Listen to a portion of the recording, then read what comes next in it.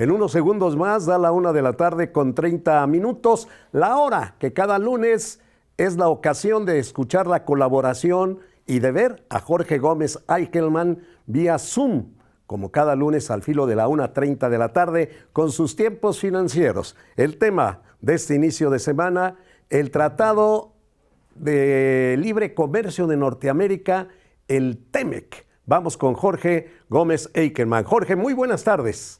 Joaquín, amigos del auditorio, tengan ustedes una excelente semana. Muy buenas tardes para todos ustedes. Y bueno, amigos, quiero comentar hoy, y es algo que no hemos ni siquiera remotamente dimensionado en toda su extensión. Hoy México es el principal socio comercial de Estados Unidos sobre cualquier otro país del mundo. Somos un socio más importante para ellos que Alemania, que Canadá, que China inclusive, o que Japón. Y esto nos pone en una tesitura muy complicada, muy compleja y muy interesante. El Banco Mundial, el director Mark Thomas, expresó hace unos cuantos días que el TEMEC es un tratado muy incompleto que tiene que ser reestudiado plenamente por nuestras autoridades y que tiene que ser redireccionado claramente por los miembros del TEMEC. En efecto, el Tratado de Libre Comercio fue firmado en 1994. Hoy estamos a 30 años de distancia. Sin embargo, esto no ha sido la panacea para nuestro país y tenemos que reconocerlo claramente. Y no ha sido la panacea porque no ha generado una mejoría social para todo México. Ha generado una mejoría para ciertas regiones del país, lo que llamamos las regiones del TEMEC, o Tratado México, Estados Unidos y Canadá, como se le ha renombrado hace nombres. TEMEC nos ha permitido en plazas como Querétaro, San Luis Potosí, Aguascalientes, Saltillo, Monterrey, Puebla, Toluca, tener un avance en nuestras economías y en nuestro desarrollo, pero no ha sido de ninguna manera permeable para que esto alcance a las micro y pequeñas empresas de estos lugares y tampoco para que se extienda a todo el territorio nacional. El sureste de México sigue estando muy escuálido, muy pobre en sus posibilidades para incorporarse al TEMEC. Y esto es trágico, amigos, porque en la infraestructura de México, lamentablemente, nuestros gobiernos la han llevado solamente a satisfacer aquellas áreas donde está invirtiéndose por parte de las empresas que componen la región de Norteamérica u otras asiáticas y europeas que se vienen a integrar a la zona de Norteamérica. Pero la infraestructura que tenemos en gas, en electricidad, en carreteras, en puertos y en aeropuertos, solamente es en esta zona del TEMEC. Sin embargo, no ha sido válida en la zona del sureste donde no hay gas, las carreteras son muy deficientes y muy escasas, los centros de educación son muy pobres y muy limitados y en consecuencia el desarrollo del capital humano es muy limitado. Esto ha impedido que el TEMEC evolucione a cubrir a todo el territorio nacional. Yo les quiero invitar, amigos, que veamos esto con mucho cuidado. El TEMEC es una herramienta, sí, pero no la hemos aprovechado en forma correcta.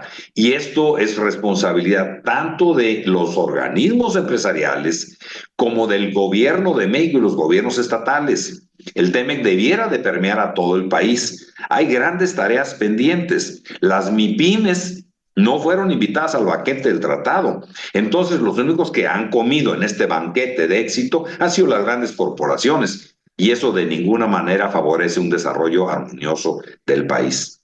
En el fondo, México sigue siendo hoy un país maquilador y tenemos que evolucionar. Qué bueno que somos un país maquilador, pero convirtámonos en un país productor, en un país que se incorpora en plenitud a los beneficios del TEMEC y no únicamente a través de salarios de nuestros trabajadores. Le urge infraestructura nacional al país. Sí, qué bueno que hagamos un trenecito por ahí, otro por allá y pongamos una línea muy bonita para divertirnos en el aire. Lo que necesitamos es una infraestructura educativa, una infraestructura vial, ferroviaria y carretera, una infraestructura eléctrica, una infraestructura de gas, para efecto de que todo el país seamos susceptibles de vernos favorecidos con el TEMEC. Si no, estamos generando dos Méxicos, un México de progreso y un México de retraso, que es el que lamentablemente hoy nos refleja la realidad.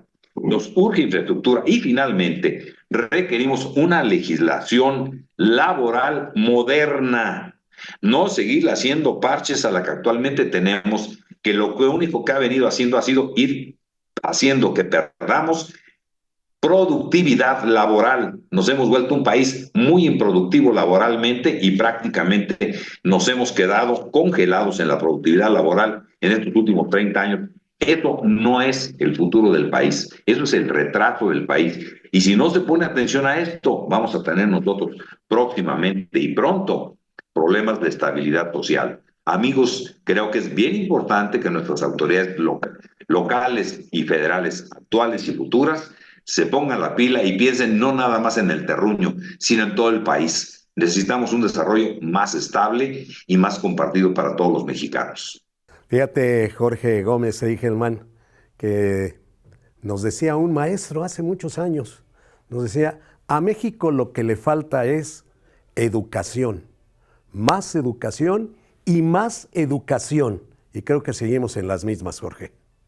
Absolutamente sí, Joaquín. Mira, nosotros tenemos la fortuna aquí en Querétaro de tener universidades tecnológicas. Tenemos 4 o 5 universidades tecnológicas, alguna especializada como la aeronáutica.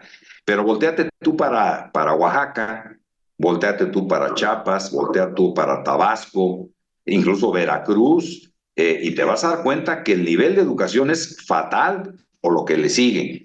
Pero junto con ello, los demás conceptos que implican la integración hacia un México más moderno. E insisto, no es poniendo un trenecito de juguete o haciendo una aerolínea para vacilar como este país puede salir adelante, Joaquín.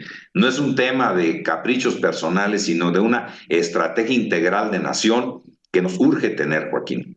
Interesante tu tema el día de hoy en tus tiempos financieros, Jorge, sobre el Tratado de Libre Comercio México-Canadá y Estados Unidos. Te agradezco muchísimo, Jorge, como cada lunes, y de hoy en 8 te recibimos con mucho cariño.